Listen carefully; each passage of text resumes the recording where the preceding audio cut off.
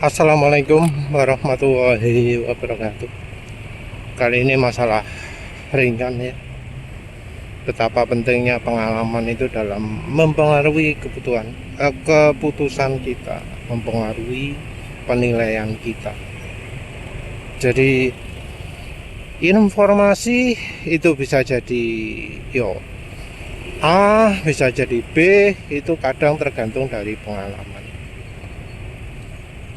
Jadi kalau misalnya pengalamannya beda, hasil bisa beda. Pengalaman ini juga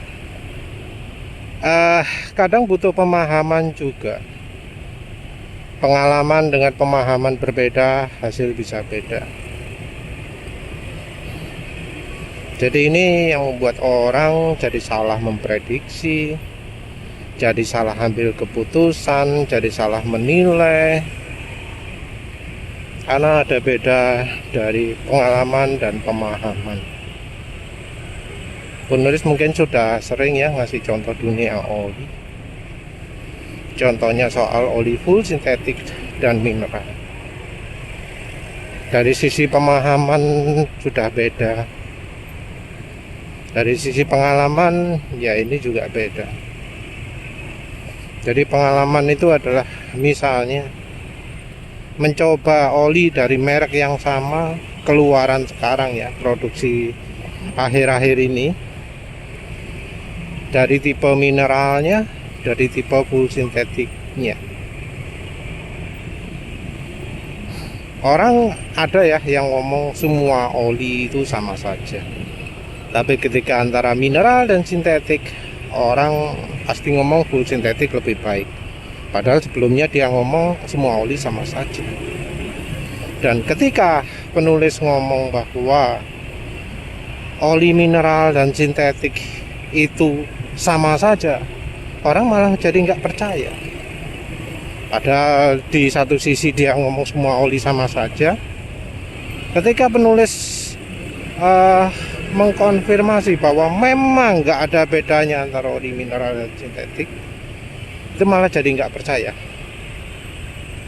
Ya ini memang semua bukan berdasarkan pengalaman orang yang ngomong gitu. Orang yang ngomong full sintetik lebih baik, oli mahal lebih baik, itu adalah orang yang tanpa pengalaman.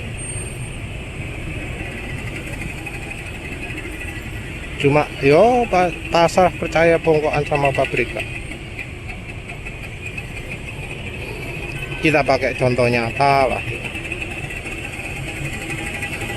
Contoh nyata oli terakhir Motul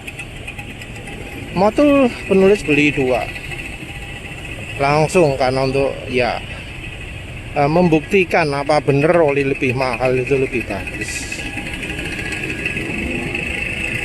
Jadi Motulnya adalah Motul GP Ultimate, itu lebih mahal. Selain dari karena tipenya lebih tinggi, juga impor. Jadi GP Ultimate disebut model GP yang paling sip. Terus yang satunya GP Matic. GP Matic itu buatan lokal, buatan Nusaraya Putra Mandiri. Yang GP Ultimate made in Vietnam.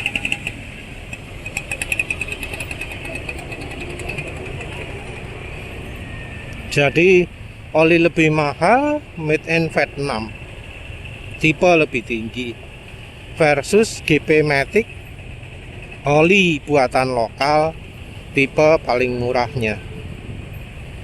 Harga 64 versus 100 berapa ya, lupa penulis. Pokoknya larang lah yang GP Ultimate. Jadi penulis termasuk orang yang gak ngereken rego. Biarpun ada model mahal, penulis coba model murahnya.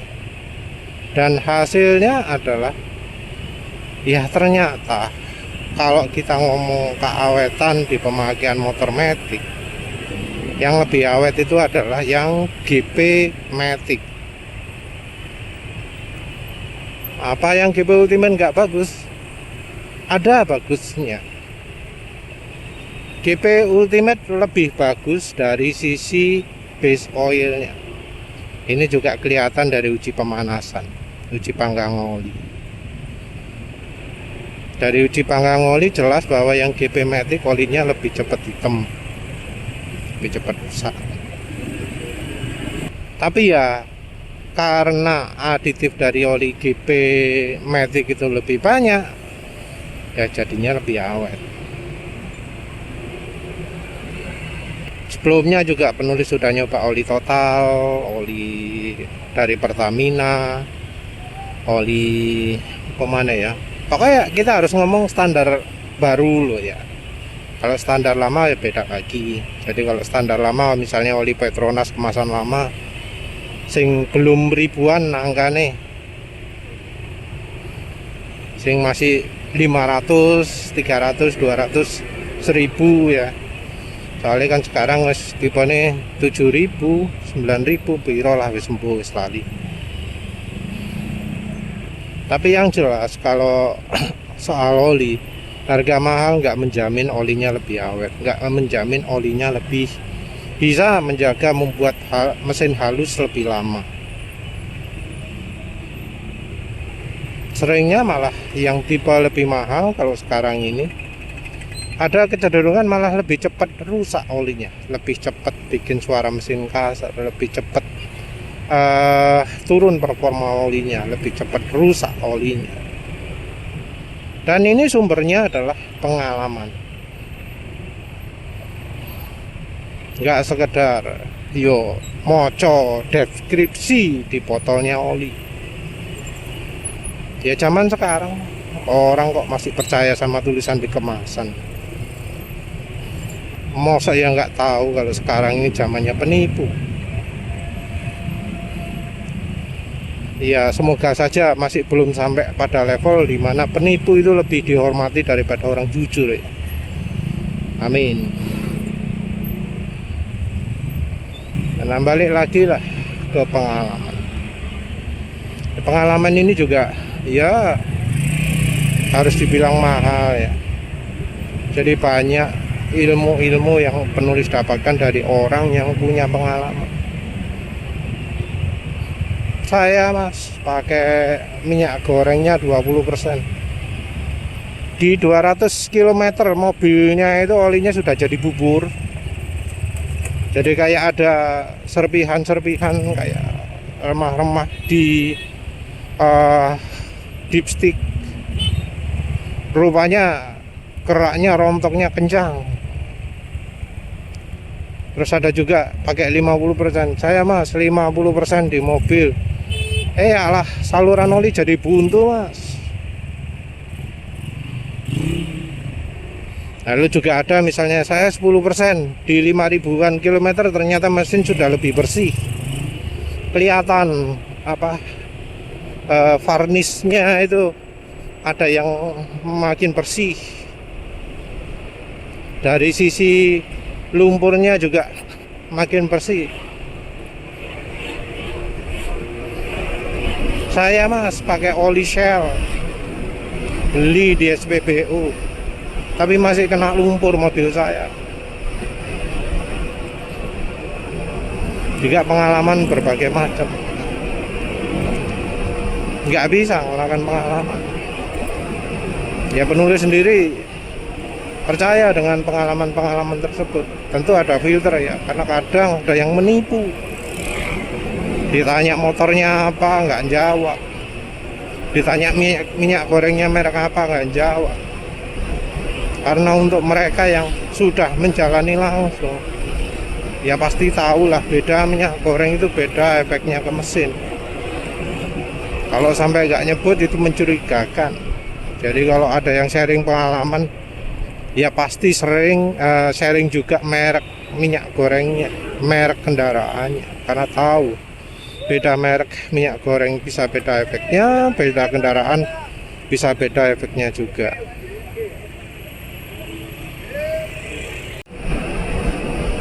Penulis ini orang IT ya, jadi ya berkutatnya di IT. Karena mendalami IT ini penulis ya jadi tahu ya bahwa ternyata memelihara Ubuntu itu ada limitnya ya. Jadi penulis itu sering kotak-atik Ubuntu. Anak-anak muda sekarang kalau tahu namanya Linux ya, namanya Ubuntu, oh kencang, oh ini gitu ya. Sementara itu penulis yang ya sudah mulai menggunakan dari mulai versi 2006 ya, Ubuntu tahun 2006 sampai yang sekarang itu tahu persis bagaimana terjadi transisi lambat cepatnya softwarenya. Malah bisa dibilang ya, kalau di Windows perubahannya nggak drastis. Kita ngomong soal core-nya ya, intinya soal ya ketika aplikasi-aplikasi yang ada itu digunduli semua. Jadi kalau di Ubuntu itu user interface-nya, GUI-nya, GUI itu bawaan sekarang pakai apa sih jenenge Gnome versi 5 atau Plasma 5 atau apalah ya. Sebelumnya juga ada Ubuntu Unity. Jadi kalau penulis dapat Ubuntu ya gitu ya, menginstal yang baru, penulis coba percepat. Mau nggak mau harus pakai yang baru ya. Karena apa? Karena browsernya nggak support. Browser sudah nggak di compile lagi, sudah nggak tersedia lagi untuk versi-versi lama. Entah itu Windows, entah itu Ubuntu. Kalau Windows sekarang minimumnya adalah Windows 10. Windows 7 wes semua browser itu. Jadi kalau untuk komputer yang sekarang pakai Windows 7 terpaksa harus di-upgrade ke Windows 10. Kenapa? Biar browsernya dapat yang baru. Kenapa browsernya dapat yang baru? Karena dari website providernya butuh browser yang baru.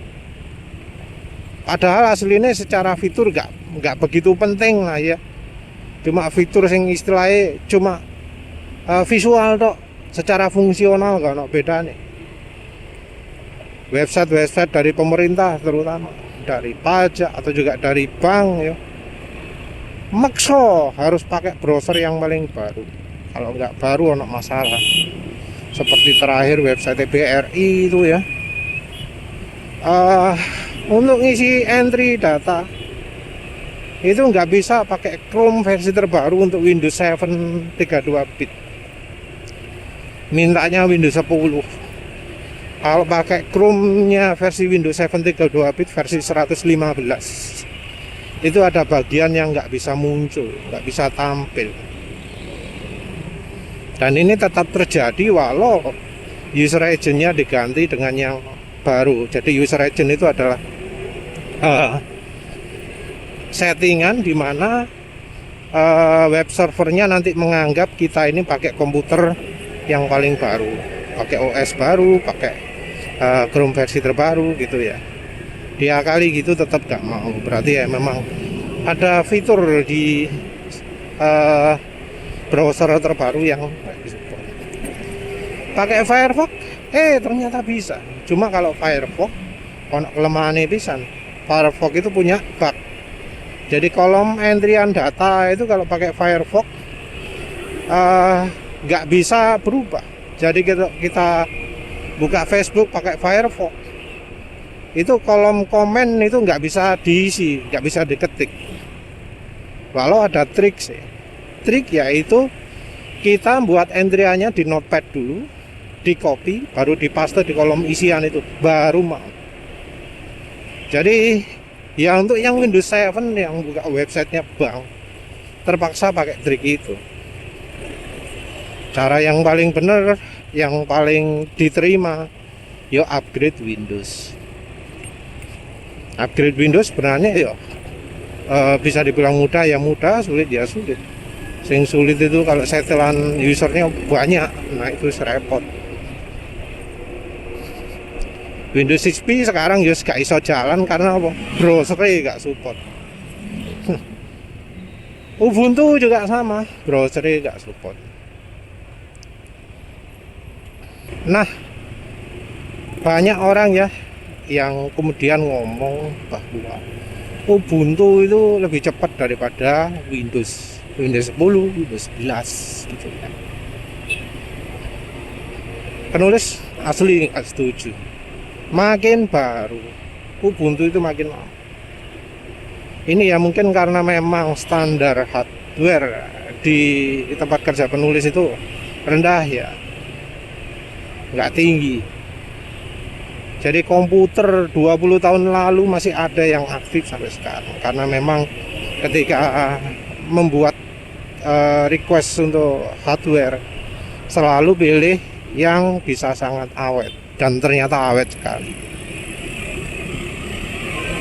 Jadi Ubuntu 2006 itu masih ada komputer yang jalan pakai Ubuntu 2006. Berarti kan wis meh 20 tahun ya. Saat itu juga belum 2006 malah, masih 2005, versi 5.05 04 boleh 55 piro, pokoknya 604 ya. 606 sorry, 606 sama 610. Yang jelas antara Ubuntu 606 dengan Ubuntu versi terbaru yang dirampingkan itu masih jauh lebih berat. Yang 24, misalnya 2404 atau berapa habis. Mestinya 2504 2504 masih sudah keluar. Sekarang bulan apa? Wis anggap aja 2504 lah wis. Itu sudah keluar. Nah, itu masih ada aja lambatnya. Masih ada aja yang ya entah mengapa ya jadi lama sekali. Tentu kita ngomong kalau hardware-nya support, karena Ubuntu yang baru itu sudah nggak bisa diinstal di hardware yang lama. Kalau hardware yang lama mintanya yang 32 bit, itu pun belum menjamin. Apalagi sekarang sudah nggak muncul lagi versi 32 bit, semuanya versi 64. Terus gak ada harapan. Jadi kalau pingin bisa pakai hardware lama, harus pakai yang versi 32 bit, dan itu pun harus versi lama, karena versi-versi baru nggak mau. Begitu juga sebaliknya ya, Ubuntu lama nggak bisa diinstal di hardware yang baru. Bahkan saat booting pertama pun sudah crash. Tapi ya memang kalau butuh lama kan jelas nggak ada update untuk driver. Jadi ya wajar lah ya, nggak bisa diinstal di hardware baru. Tapi sing Ubuntu baru nggak bisa diinstal di lama ini loh, sing aneh bisa. Jadi untuk hardware tahun segini, Ubuntunya harus tahun segini gitu. Tapi balik lagi lah, faktanya adalah Ubuntu versi 606 atau 610 itu jauh lebih cepat daripada yang versi terakhir. Transisi juga terjadi mulai dari versi, kalau nggak salah versi 11, jadi buatan tahun 2011 itu ada perubahan ya. Kalau yang sekarang ini yang ganti plasma mulai dari tahun piro sih? Tahun 2023 mungkin ya. Jadi 23 berapa itu. Nah, dibanding Windows seberapa cepat Linux itu.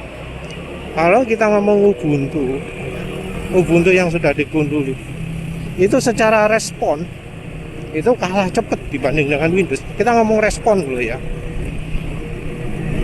Tapi kalau ketika sedang beroperasi ya, dari Windows itu banyak sekali aktivitas-aktivitas yang ya kalau menurut penulis nggak perlu. Aktivitas-aktivitas ini yang membuat komputer itu jadi sangat lambat. Lambat karena ya memorinya kepake aplikasi nggak perlu. Lambat karena disk activity-nya keganggu sama aplikasi yang nggak perlu. Jadi sumber lambatnya Windows itu dari situ, dari aplikasi-aplikasi entah bawaan, entah tambahan yang ya terlalu menghabiskan resource, terlalu menghabiskan waktu CPU-nya, waktu disknya.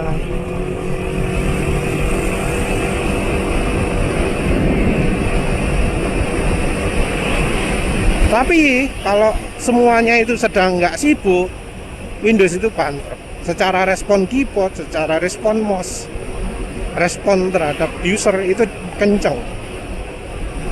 Sementara kalau Linux, Ubuntu yang paling baru, respon keyboard pun lelet ya.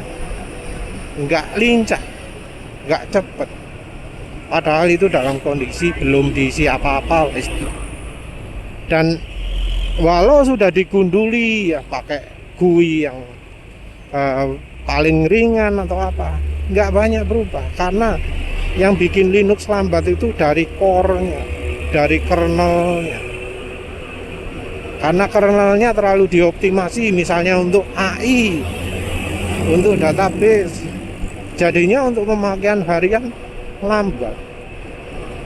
Jadi yo istilahnya kalau pengaturan memori dibuat terlalu cerdas, bukannya makin kencang tapi makin lambat, karena ya pengaturan memorinya jadi makan CPU resource. Begitu juga pengaturan dari hard disk, pengaturan lain-lain, pengaturan antrian CPU ya. Karena algoritmanya terlalu jelimet, bukannya makin kencang tapi malah makin lambat kalau itu untuk keperluan yang tidak dispesialisasikan. Sementara itu kalau Windows digunduli malah kencang. Yang bikin lambat itu update misalnya, antivirus misalnya. Windows tanpa antivirus kencang banget. Windows tanpa update, pemakaian resource-nya, hard disk-nya kecil dan juga enteng. Barusan penulis heran ya, di rumah ada komputer memori 4 GB. Kok bisa kepake 2,2 gitu loh ya. Kok besar gitu, nganggurnya 2,2. Jadi download dari privacy.exe untuk mematikan. Jadi adalah wah, lega sekarang. Jadi cuma kepake 1,1 memori 4 GB. Jadi ada 1,1 yang kepake tok. Sebelumnya 2,2. Itu sangat signifikan itu. Pantas sebelumnya kok browsingnya lambat, macam-macam lambat. Ternyata karena Windows update.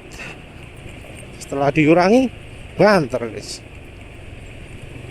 Ya penulis juga nggak rekomendasikan Linux yang terbaru untuk hardware yang memori ini cuma 4 GB, apalagi 2 GB. Ada pengecualian seperti misalnya Void Linux ya. Tapi yo biasanya lebih susah itu nginstalin. Perlu trik lagi. Ya usah, itu saja. Terima kasih sudah menonton. Assalamualaikum warahmatullahi wabarakatuh.